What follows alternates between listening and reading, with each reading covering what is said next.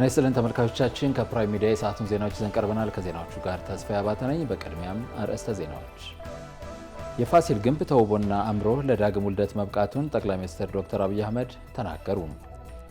የባህር በር ባለቤትነት ጥያቄ ቀጠናዊ ትብብርን በማጠናከር የጋራ ተጠቃሚነትን የሚያረጋግጥ መሆኑን የሲቪክ ማህበራት ገለጸ። ሰሜን ኮሪያ የባላስቲክ ሚሳይል ሙከራ ማድረጓ ተነገረ።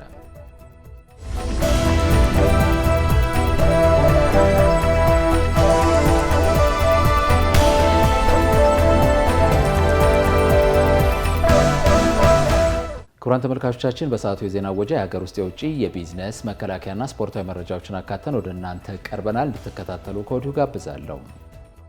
የፋሲል ግቢ ተውቦና አምሮ ለዳግም ውልደት መብቃቱን ጠቅላይ ሚኒስትር ዶክተር አብይ አህመድ ተናገሩ። ጠቅላይ ሚኒስትር ዶክተር አብይ አህመድ የታደሰውን የፋሲል ግቢ መርቀዋል።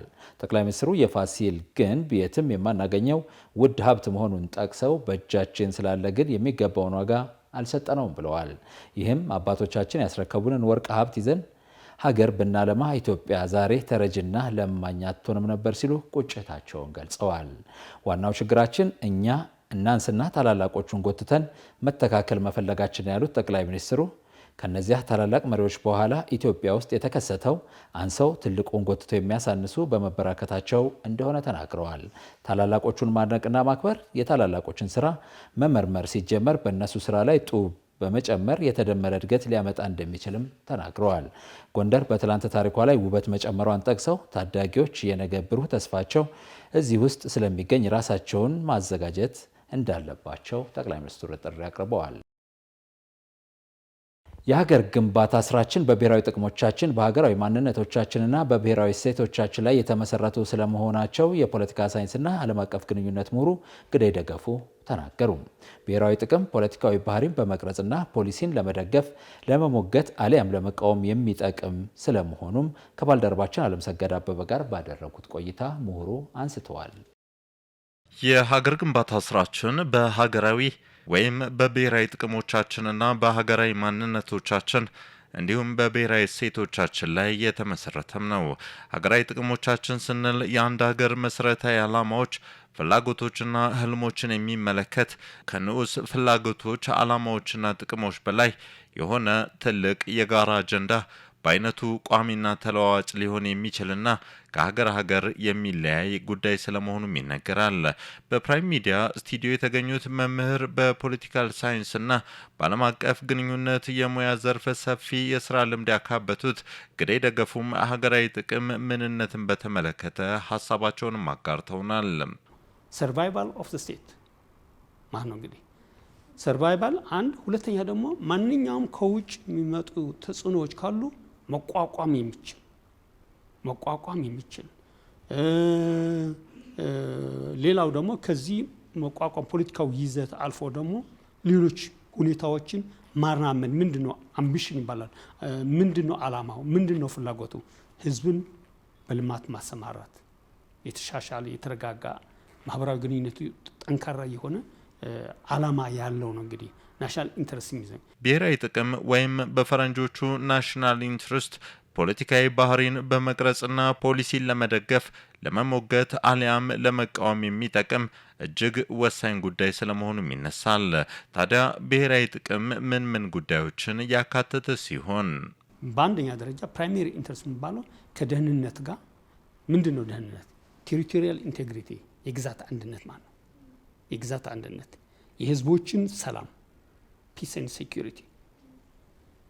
በመንግስት ደረጃ ደግሞ መንግስት ነውና የፖለቲካ ስልጣኑ የዚያ መንግስት የፈለገው አይነት መንግስት ሲሆን የዚያ መንግስት የዛ ህዝብ ስልጣን መጠበቅ ማለት ነው ናሽናል ኢንተረስት። ሁለተኛ ደረጃ ግን ያው ወደኋላ እንመጣለን። ሴኮንደሪ የሚመጡት ደግሞ ግን ለአንደኛው ደረጃ የሚረዱት ወሳኝ ባይባሉም ለአንደኛ ደረጃ የሚረዱ የሚጠቅሙ ኢኮኖሚያዊ፣ ባህላዊ የዜጎችን መብት ማስከበር የምትችልበት ለምሳሌ ውጭ ሀገር ከሆኑ ዜጎችን የምታከብርበት ዜጎቼ ናቸው ብለ አንድ መንግስት ፕሮቴክት የሚያደርግበት፣ ኤምባሲዎችም ካሉ የዲፕሎማቲክ ኢሚኒቲ የሚያገኙበት፣ የመንግስት ወይም የሀገር መልእክተኛ እንደመሆነ መጠን እንደ ሀገር ስለምታሰብ ያለመከሰስ መብቶች አሉ። ያለ መከሰስ መብቶች እነኚህ ኢሚኒቲ ይባላል ይሄ። ስለዚህ አንድ መንግስት በሁለተኛ ደረጃ የሚያያቸው እነኚህን ማክበር አለበት።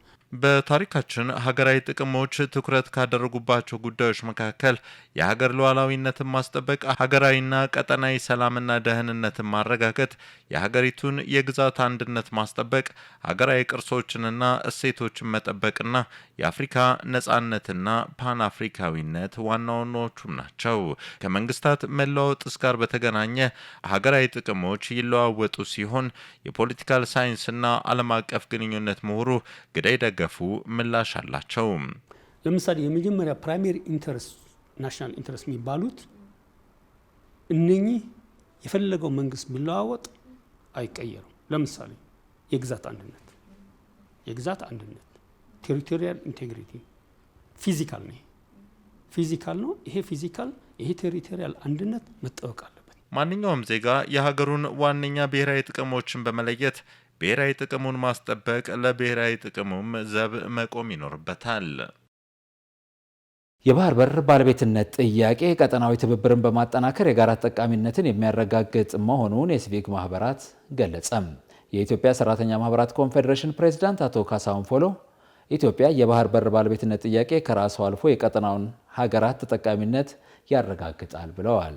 ኢትዮጵያ እያስመዘገበች ያለው ፈጣን የኢኮኖሚ እድገት ቀጣይነት እንዲኖረው ለማድረግም የባህር በር ባለቤትነት ጥያቄ ምላሽ ማግኘት አለበት ብለዋል። ኢትዮጵያ የባህር በር ባለቤትነት ጉዳይ የዘገየ መሆኑን በማንሳት ጥያቄው ፍትሐዊ፣ ዓለም አቀፍ ሕግን የተከተለና የዜጎችን የመልማት ጥያቄ መሰረት ያደረገ ስለመሆኑም ተናግረዋል። የአፈር ማዳበሪያ ፋብሪካ የግብርና ምርትና ምርታማነትን ይበልጥ በማሳደግ የዋጋ ንረትን ለመቀነስ ጉልህ ሚና እንዳለው ተገለጸም። ጠቅላይ ሚኒስትር ዶክተር አብይ አህመድ የአፈር ማዳበሪያ ፋብሪካ ግንባታ በ2.5 ቢሊዮን ዶላር በጀት ስራ ማስጀመራቸው ይታወቃል። ኢየሩሳሌም ሽመልስ ተጨማሪ ዘገባ አላት። ኢትዮጵያ በየዓመቱ በአማካይ ከ1.5 ሚሊዮን ሜትሪክ ቶን በላይ የተለያዩ አይነት ማዳበሪያዎች ከውጭ ሀገራት ታስገባለች። ለዚህም ከፍተኛ መጠን ያለው የውጭ ምንዛሪ የምታወጣ ሲሆን በሀገር ውስጥም የማዳበሪያ ዋጋ በከፍተኛ ሁኔታ ጨምሯል። ይህንን ችግር ለማስቀረትም ጠቅላይ ሚኒስትር ዶክተር አብይ አህመድ የአፈር ማዳበሪያ ፋብሪካ ግንባታ ማስጀመራቸው ይታወሳል። በኢትዮጵያ ታሪክ ውስጥ ከፍተኛ ለውጥን ያስገኛል ተብሎ ከሚታሰቡ ፕሮጀክቶች መካከል አንዱ የሆነውን ይህን የማዳበሪያ ፋብሪካ ለመገንባት 2.5 ቢሊዮን ዶላር በጀትም ተመድቧል። ኢትዮጵያ የምታስገነባው ይህ የአፈር ማዳበሪያ ፋብሪካም የምግብ ዋስትናና ሉዓላዊነትን ለማረጋገጥም ወሳኝ እርምጃ መሆኑ ይገለጻል። ከፕራይም ሚዲያ ጋር ቆይታ ያደረጉት የኢኮኖሚ ልማትና ኢንቨስትመንት አማካሪ አቶ ደረጀ ደጀኔ ፋብሪካው የግብርና ምርትና ምርታማነትን ይበልጥ በማሳደግ የዋጋ ንረትን ለመቀነስ ጉልህ ሚና አለውም ብለዋል። አንድ አቅርቦቱን ያሳድጋል፣ እንደ ሀገር ገበሬው በጊዜ እንዲጠቀም ያደርጋል፣ እንደ ሀገር ገበሬው የሚፈልገውን ያክል እንዲጠቀም ያደርጋል፣ እንደ ሀገር ይሄ አንድ ላይ ምርታማነትን በጣም ያሳድጋል። ምናልባት ቀደም እንዳነሳሁት እንበልና በበቂ ሁኔታ በጥሩ መጠን በመጠቀሙ ምርት በ50% እንኳን ቢያድግ 100% ይቅር፣ ኢማጂን ስንት ሚሊዮን ኩንታል እንደሆነ የሚመረተው። ኦልሬዲ ኢትዮጵያውን ወደ 130% ደርሳለች። የሚገባትን 130% ያክል እያመረተች ነው።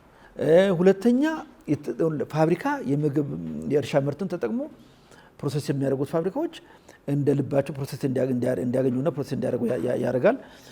ሌላው የተረፈውን ኤክስፖርት ለማድረግ በቂ ነው።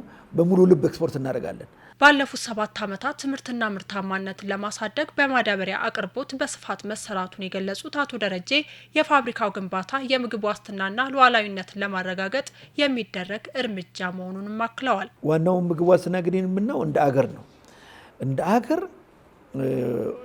የ50% ተጨማሪ አመረተች ማለት ኢትዮጵያ ወደ 180% የሚገባትን ያክል ታመርታለች ማለት ነው።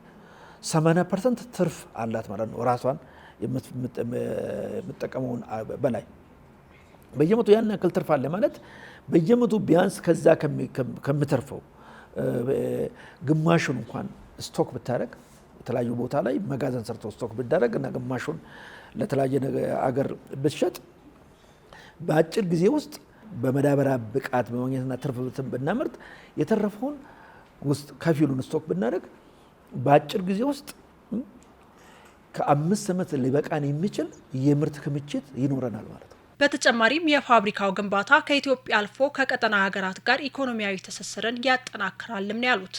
በዋናነት የኤሌክትሪክ ኃይልን መስጠት ነው። አሁን ይሄ እሱም ይጨምራል። ከተለያዩ ፕሮጀክቶች እየተጨመሩ ስለመጡ በሱ ትልቅ ቀጠናዊ ትስስር ፈጥራለች። ኬንያም ከኤሌክትሪክ ተጠቃሚ ናት። ሶማሊያ አይ ቲንክ አሁን ተጠቃሚ ትሆናለች። ጅቡቲ ተጠቃሚ ናት። ሱዳን ተጠቃሚ ናት ከኤሌክትሪክ ኃይል ከኢትዮጵያ። ልክ እንደዛው አሁን የመዳበሪያው እዚህ ቅድም እንዳለው እንግዲህ ግዙፍ ነው። ኢትዮጵያ ከምትጠቀመው አሁን የቀጠመች ካለችው 3 እጥፍ ነው ፋብሪካው የሚያመርተው በአመትና ቅድም እንዳለው ግማሹን እንኳን ኢትዮጵያ ብትጠቀም ግማሹ ለውጭ ለጎረቤት ሀገራት ኤክስፖርት ቢደረግ 1.5 ሚሊዮን ቶን ያክል ኤክስፖርት ይደረጋል ማለት ነው። ይህንን የሚፈልጉ የናይትሮጅን ቤዝድ ፈርቲላይዘርን ወይ መዳበሪያ የሚፈልጉ አገራት ይጠቀማሉ። ፋብሪካው ተገንብቶ ሲጠናቀቅ በአመት 3 ሚሊዮን ሜትሪክ ቶን የአፈር ማዳበሪያ የማምረት አቅም ይኖረዋል። የብልጽግና ፓርቲ ከፍተኛ አመራሮች በኦሮሚያ ክልል ምስራቅ ሸዋ ዞን እየተከናወኑ የሚገኙ የግብርናና ሌሎች የልማት ስራዎችን ጎበኙ። የፓርቲው አመራሮች ባለፉት 10 ቀናት በአዳማ ከተማ ስልጠና ሲወስዱ ቆይተዋል።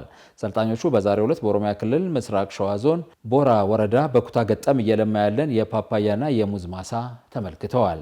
አመራሮቹ በዞኑ ሎሜ ወረዳ እየተከናወኑ የሚገኙና ለ80 ወጣቶች የስራ ዕድል የፈጠረ የአሳ ሀብት ልማትንም ተመልክተዋል። የአሳ ሀብት ልማት ስራውን ጨምሮ በፓርቲው አመራሮች የተጎበኙ የልማት ስራዎች ለሌሎች ክልሎች ጥሩ ተሞክሮ ያዩበት ስለመሆኑ ተናግረዋል። በሐረሪ ክልል በትምህርት ዘመኑ 40 ሺህ የሚጠጉ ተማሪዎች የትምህርት ቤት ምገባ መርሃ ግብር ተጠቃሚ እንደሆኑ የክልሉ ትምህርት ቢሮ ገለጸ። የክልሉ ትምህርት ቢሮ ኃላፊ አቶ ዘካሪያ አብዱልአዚዝ በክልሉ በትምህርት ቤቶች አደረጃጀት ማሻሻል፣ በግብዓት ማሟላት ረገድ አበረታች ስራዎች እየተከናወኑ ስለመሆኑ ተናግረዋል። ከዚሁ ጎን ለጎን የተማሪዎች ምገባ መርሃ ግብርን በገጠርና በከተማ በሚገኙ 67 ቅድመ መደበኛና አንደኛ ደረጃ ትምህርት ቤቶች አጠናክረን ቀጥለናል ሲሉም ተናግረዋል። የተማሪዎች ምገባ መርሃ ግብር የመማር ማስተማር ስራዎችን በማቀላጠፍ የተማሪዎች ውጤትን በማሻሻል ብቁና ተወዳዳሪ ዜጋ ለማፍራት ማገዙን ጠቁመዋል። የክልሉ መንግስት ለተማሪዎች ምገባ መርሃ ግብር አስፈላጊውን በጀት መመደቡን አንስተው በዚህም ከቅድመ መደበኛ እስከ አንደኛ ደረጃ ያሉ 40 ሺህ የሚጠጉ ተማሪዎች የፕሮግራሙ ተጠቃሚ እንደሆኑ አብራርተዋል። ክቡራን ተመልካቾቻችን አሁን የቢዝነስ ዘገባዎችን ወደ እናንተ የምናደርስበት ሰዓት ላይ ደርሰናል። መረጃዎቹን ይዛ ባልደረባዬ በጸሎት ጌታቸው እዚህ ስቱዲዮ ተገኝታለች። በጸሎት እንደምናመሸሽ። እንደምናመሸሽ ተስፋዬ። ምን አይነት የቢዝነስ ዜናዎች ይዘሻል? አመሰግናለሁ። እንግዲህ ለዛሬ ከያዝናቸው የቢዝነስ ዜናዎች መካከል ከሀገር ውስጥ የማዳበሪያ ፋብሪካ ግንባታው በተያያዘለት ጊዜ ተጠናቆ ለሕዝብ ጥቅም እንዲውል ክትትል እንደሚደረግ በኢፌዴሪ የሕዝብ ተወካዮች ምክር ቤት የግብርና ጉዳዮች ቋሚ ኮሚቴ አስታውቋል። ይህ ከሀገር ውስጥ የያዝነው ነው። ከሀገር ውጭ ደግሞ ሴኔጋል ከአይኤምኤፍ ጋር አዲስ የብድር ስምምነት ላይ ለመድረስ እየሞከረች መሆኑ ተገልጿል። ሌሎችም ሰፊ የቢዝነስ ዜናዎች አሉ። መልካም ጊዜ። አመሰግናለሁ።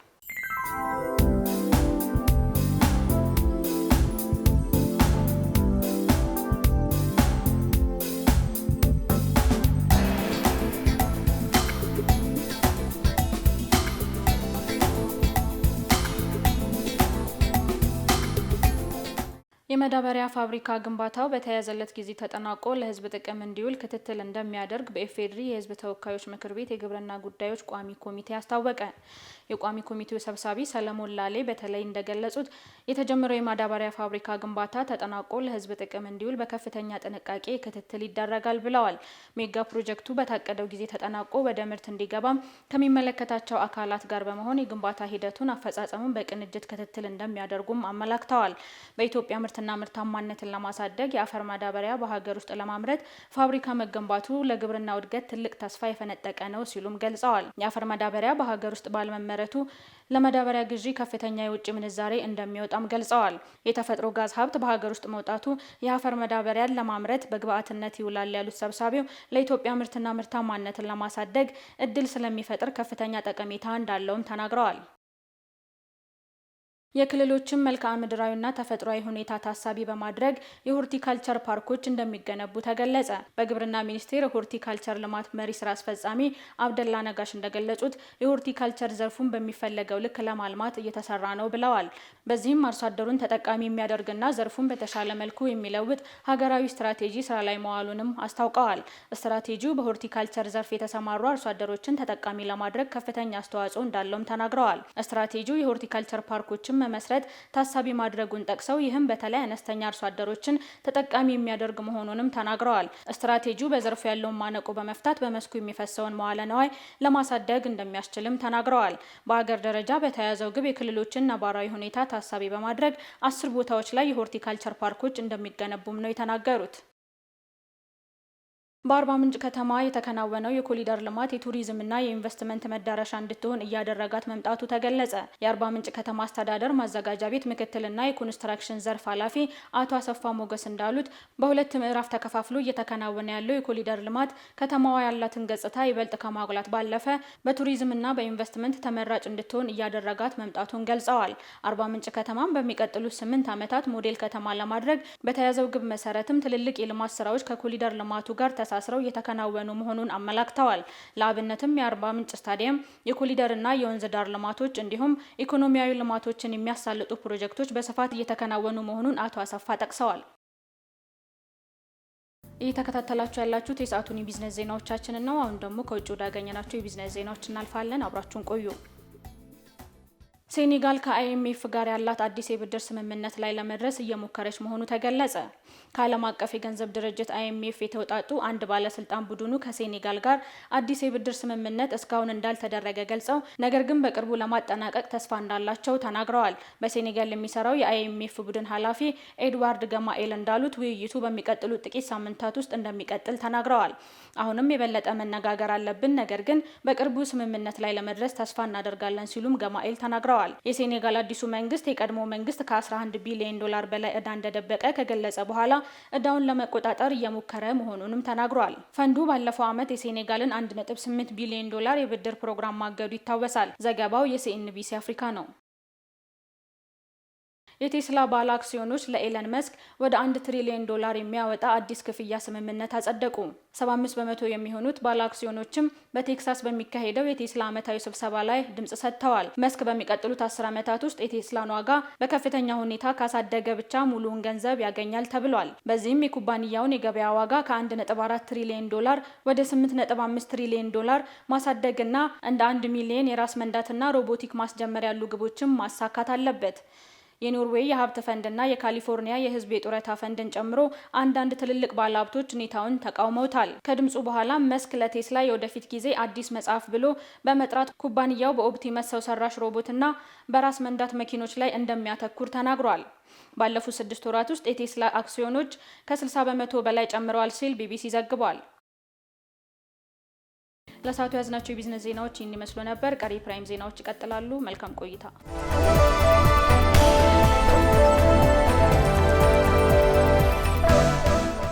ክቡራን ተመልካቾቻችን አሁን ከውጭ ምንጮች ወዳገኘናቸው ዜናዎች አልፋለሁ። የሱዳን ፈጥኖ ደራሽ ኃይል አርኤስኤፍ ለሰብአዊነት ሲባል ተኩስ አቁም ለማድረግ ተስማምቻለሁ አለ።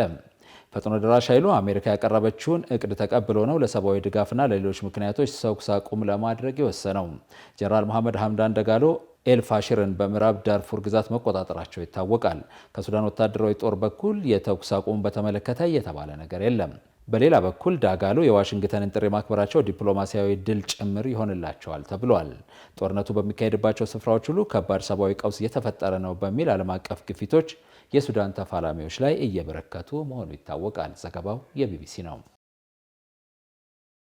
ሰሜን ኮሪያ የባላስቲክ ሚሳኤል ሙከራ ማድረጓ ተገለጸ። ሙከራው ምንም ጉዳት አለማድረሱን የተነገረው። ዘገባው የሀብታሙ ምትኩ ነው። ከሳምንት በፊት ነበር የአሜሪካው ፕሬዝዳንት ዶናልድ ትራምፕ ለደቡብ ኮሪያ የኒውክሌር ታጣቂ የባህር ሰርጓጅ መርከብ እንድታመርት ፈቃድ ሰጥተው የነበረው። ይህ የፕሬዝዳንቱ ፈቃድና ውሳኔ ግን በኪም ጆንግ ኡን የምትመራውን ሰሜን ኮሪያ ምቾቷን የነሳ ዜና ይመስላል። ሀገሪቱ በዛሬው ዕለትም መልስ በሚመስል መልኩ የባሊስቲክ ሚሳኤል የማስወንጨፍ ሙከራን በምስራቃዊ ግዛቷ በኩል አድርጋለች። ይህም በ3 ሳምንታት ውስጥ ሁለተኛው የሚሳኤል ሙከራ ሲሆን በአውሮፓውያኑ 2025 ደግሞ 10ኛ የሰሜን ኮሪያ የሚሳኤል ሙከራ ሆኖ ተመዝግቧል። መነሻው ከፒዮንግያንግ መሆኑ የተገለጸው ይህ የባሊስቲክ ሚሳኤል ሙከራ ከ700 ኪሎ ሜትሮች በላይ ተጉዞ የጃፓን ባህር አካባቢ ላይ ማረፉ ነው የተሰማው። ከሙከራው በኋላ ጃፓንና ደቡብ ኮሪያ በተወካዮቻቸው አማካኝነት ሁነቱን አስመልክተው መግለጫን ሰጥቷል። እንደ ደቡብ ኮሪያ መከላከያ ጦር መግለጫ ከሆነም የአሜሪካና የደቡብ ኮሪያ ጥምር ጦር ተጨማሪ ሊደረጉ የሚችሉ ሙከራዎችን ቀድሞ ማወቁን በመግለጽ ጃፓንም መረጃው እንዲደርሳት መደረጉን ጠቁሟል። የጃፓኑ ጠቅላይ ሚኒስትር ሳናይ ታካቺ ሚሳኤሉ ከጃፓን ከጃፓን ኢኮኖሚክ ዞን ውጪ አርፏል ሲሉ የተናገሩም ሲሆን አክሎም የተረጋገጠ ጉዳት አልደረሰም ሲሉ ተናግረዋል። ዝርዝር ያሉ መረጃዎች በሁለቱም በኩል ባይሰጡም በተለይም ደቡብ ኮሪያ ተጨማሪ ምርመራዎችንና ክትትሎችን በሙከራው ዙሪያ እንደምታደርግ እወቁት ብላለች። የሰሜን ኮሪያ እህት ሀገር የሆነችው ሩሲያም በቃል አቀባዩ ዲሚትሪ ፔትሮቭ አማካኝነት ስለ ክስተቱ አቋሟን የገለጸች ሲሆን ሰሜን ኮሪያ ይህን የማድረግ መብት አላት፣ ደህንነቷን ለማስጠበቅ ስትል ተናግራለች።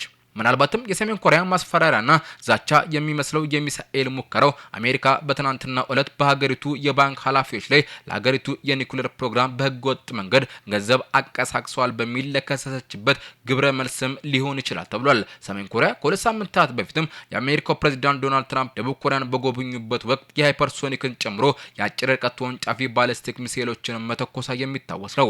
ከአራት ቀናት በፊትም ደቡብ ኮሪያ እንዳሳወቀችው ከሆነ ሰሜን ኮሪያ በምዕራባዊ ክፍሏ የውሃ አካባቢ ላይ 10 የሚደርሱ መድፎችን ተኩሳለች። በሌሎች ሙከራዎቿ ወሬው ሳይረገብ የሚሳኤል ሙከራዎቿን ለዓለም የምታበስረው ሰሜን ኮሪያ በዚህኛው ሙከራ ግን ዜናውን እስካጠናከርንበት ጊዜ ድረስ ዝምታን መምረጧ ያልተጠበቀ ሆኗል። ክቡራን ተመልካቾቻችን አሁን ከሀገር መከላከያ ያገኘናቸውን ዜናዎች ወደ እናንተ እናደርሳለን። መረጃዎቹን ሊያደርሰን ባልደረባይ ታደሰ ታምራት እዚህ ስቱዲዮ ይገኛል። ታደሰ እንደምናመሽ ተስፋዬ። ዜናዎች አሉ። በዛሬው የመከላከያ ዜናችን እንግዲህ የኢትዮጵያ አየር ኃይል 90 ዓመቱን ምስረታ ምክንያቱን በማድረግ ከቢሾፍቱ ነዋሪዎች ጋር የተደረገ ውይይት አለ። አንደኛው ቀዳሚ ዜና ሲሆን ሌላው ደግሞ ሙስናና ብልሹ አሰራር ለመከላከል የተካሄደ ስልጠና ስለመጠናቀቁ ሁለተኛው ዜና ሲሆን ሶስተኛው ደግሞ ፌዴራል ፖሊስ ያሰለጠናቸውን የልዩ ሽብር ኮማንዶ ኃይል ለማስመረቅ በዝግጅት ላይ መሆኑን እና ሌሎችም ዜናዎች ይቀርብ ያለው። መልካም ጊዜ። አመሰግናለሁ።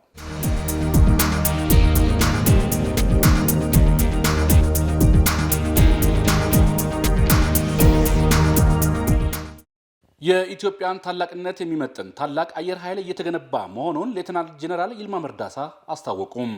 የኢፌዴሪ አየር ኃይል ዋና አዛዥ ሌተናል ጄኔራል ይልማ መርዳሳ ከቢሾፍቱ ከተማና አካባቢው ነዋሪዎች ጋር 90ኛ ዓመቱን የአየር ኃይል የምስረታ ቀንን አከባበርን አስመልክቶ ውይይት አድርገዋል። ዋና አዛዡ በዚህ ወቅት የኢትዮጵያ አየር ኃይል በየዘመናቱ የሀገር ሉዓላዊነት በማስከበር ረገድ አኩሪ ገድል መፈጸሙን ገልጸው አሁንም የኢትዮጵያን ታላቅነት የሚመጥን የሕዝብ መመኪያ የሆነ ተቋም እየተገነባ መሆኑንም አስታውቀዋል።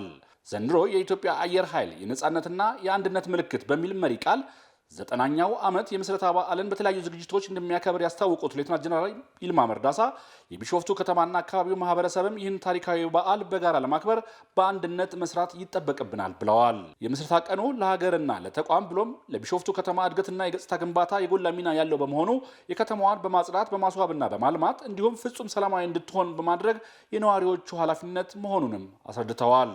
የቢሾፍቱ ከተማ ማዘጋጃ ቤት ኃላፊ አቶ ገብሬ ጠቢ በበኩላቸው በዓሉን የከተማዋን የቱሪዝም ፍሰት የሚጨምርና የእድገቷን የሚያፋጥ በመሆኑ በመተባበር እንሰራለን ብለዋል። 90ኛው ዓመት የአየር ኃይል ምስረታ ቀንን በስፖርት ፌስቲቫል፣ በፓናል ውይይት፣ በአቪዬሽን ኤክስፖ እና በጉብኝት በአየር ትርኢት እንደሚከበር ብርጋዴር ጄኔራል ብሩክ ሰይፉ ለታዳሚዎች ገልጸዋል። ሙስናና ብልሹ አሰራርን መከላከል የሁሉም ኃላፊነት መሆን እንዳለበት ተገለጸ። በመከላከያ ስነ ምግባር መከታተያ ዳይሬክቶሬት አዘጋጅነት ከፌዴራል ጸረ ሙስና ኮሚሽን ጋር በመተባበር ሲሰጥ የቆየው ስልጠና ተጠናቋል። በማጠቃለያው ንግግር ያደረጉት የመከላከያ ወታደራዊ ቅርስና ጥናት አስተዳደር ዳይሬክተር ሜጀር ጄኔራል ጥሩያ አሰፌ ሀገራችን ታላላቅ ፕሮጀክቶችን የጨረሰችበትና የጀመረችበት ዓመት መሆኑን ጠቁመው ሰራዊታችንን በቁርጠኝነት በጀግንነት ልማትና ሰላምን ለማደናቀፍ ባዳና ባንዳዎችን በመመከት ግዳጁን በውጤት እየተወጣ ነው ብለዋል። ሰራዊቱ ከተልዕኮ ጎን ለጎን የሙስና ብልሹ አሰራርን በንቃት እየተከላከለ መሆኑን ያነሱት ሜጀር ጄኔራል ጥሩያ አሰፌ ሰልጣኞችም ከስልጠናው የተገኘውን አቅም በመጠቀም ተተኪ ማፍራት የአመራሩ አጋዥ መሆን እንዳለባቸውም ጠቁመዋል። የተቋምን ሀብት ከብክነት መከላከል ለሌሎች ምሳሌ በመሆን ሙስናን ብልሹ አሰራርን በማስተካከልና የስነ ምግባር ችግሮችን በማስወገድ ሀገርን ተቋምን በመጽናት ማገልገል እንደሚገባም አሳስበዋል። የመከላከያ ስነ ምግባር መከታተያ ዳይሬክቶሬት ኮሎኔል አዲሱ ሽፈራው ዳይሬክቶሬቱ ሰራዊቱ ተልዕኮን በአግባቡ እንዲወጣ የስነ ምግባር ግንባታና የብልሹ አሰራር ሙስና ግድፈቶችን በመመሪያና ደንብ እንዲከላከል እየሰራ ነው ብለዋል። የልዩ ጸረ ሽብር ኮማንዶ ኃይል አሰልጥነን ለማስመረቅ የመጨረሻ ምዕራፍ ላይ ደርሰናል ሲሉ ኮሚሽነር ጄኔራል ደመላሽ ገብረ ሚካኤል ተናገሩ። የኢትዮጵያ ፌዴራል ፖሊስ ኮሚሽነር ጄኔራል ደመላሽ ገብረ ሚካኤል በርካታ የልዩ ጸረ ሽብር ኮማንዶ አሰልጥነን ለማስመረቅ የመጨረሻው ምዕራፍ ላይ ደርሰናል ያሉት ኮሚሽነር ጄኔራሉ በ2018 ዓመተ ምህረት አንደኛ ሩብ ዓመት የዕቅድ አፈጻጸም ማጠቃለያ ግምገማ ላይ ነው። ኮሚሽነር ጄኔራል የፖሊስ አቅም በከፍተኛ ደረጃ የሚያሳድግና ተልእኮውን የሚያሳልጥ ዘመናዊ የትጥቅ አቅም በልዩ ሁኔታ ማሟላትና ይህንንም መጠቀም የሚችል ለበርካታ ወራት ልዩ ስልጠና እየወሰደ ያለ የልዩ ጸረ ሽብር ኮማንዶ ኃይል በቅርቡ ተመርቆ በሁሉም የሀገራችን አካባቢዎች የትኛውንም አይነት ግዳጅ ለመፈጸም እንደሚሰማራም ገልጸዋል። የኢትዮጵያ ፌዴራል ፖሊስ የትኛውንም አይነት ፖሊሳዊ ግዳጅ መፈጸም የሚያስችል አቅም እየገነባ በሀገራችን በየትኛውም ጫፍ ራሱን ግንኙነት በራሱ ለማሳደግ የሚያስችል የኮሚኒኬሽን አቅም ለመፍጠር ለረጅም ጊዜ የሚያገለግሉ የአጭር የመካከለኛና ረጅም ርቀት የመገናኛ ሬዲዮ ግንኙነት ስርዓት በቅርቡ ወደ ስራ የሚያስገባ መሆኑን ኮሚሽነር ጄኔራል ጨምረው ተናግረዋል። በመጨረሻም ዜና እረፍት። በኢትዮጵያ ፌዴራል ፖሊስ በፖሊስና ህብረተሰብ ቴሌቪዥን በዜና አንባቢነት በፕሮግራም መሪነትና በመድረክ አስተዋቂነት እንዲሁም በወንጀል መከላከል ጠቅላይ መምሪያ ለበርካታ ዓመታት በታታሪነት በታማኝነትና በቅንነት ሲያገለግሉ የነበሩት ኢንስፔክተር ኪያ ንጉሴ ቱሉ ባጋጠማቸው ህመም በሕክምና ሲረዱ ቆይተው ጥቅምት 27 ቀን 2018 ዓ.ም በ40 ዓመታቸው ከዚህ ዓለም በሞት ተለይተዋል።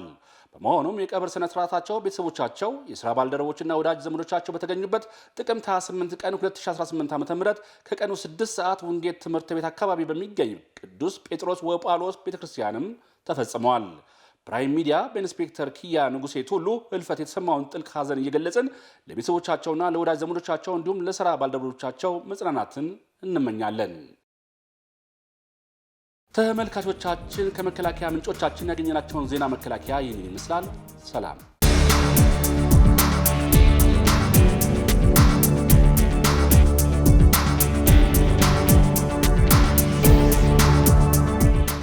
ክቡራን ተመልካቾቻችን ከፕራይም ሚዲያ የተላለፉ ዜናዎች የተከታተላችኋቸው ነበሩ። ከዜናዎቹ ጋር ተስፋዬ አባተ አብሬያችሁ ነበርኩ። መልካም ጊዜ